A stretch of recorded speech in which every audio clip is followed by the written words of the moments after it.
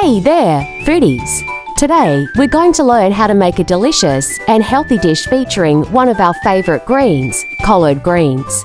So, let's get started.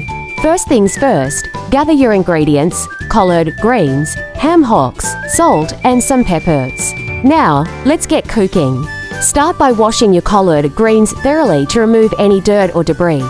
Then, chop them into bite-sized pieces. Next, heat up your water to a boil. Add your chopped collard greens to the water. Now, here's the secret to making these collard greens extra tasty. Sprinkle some salt on top. The salt will help to bring out the natural flavors of the greens. Give everything a good stir, and let the collard greens cook for a while.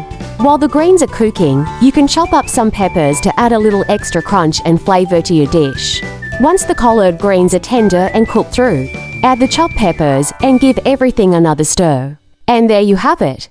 A scrumptious and healthy dish featuring collard greens, ham hocks, salt, and peppers.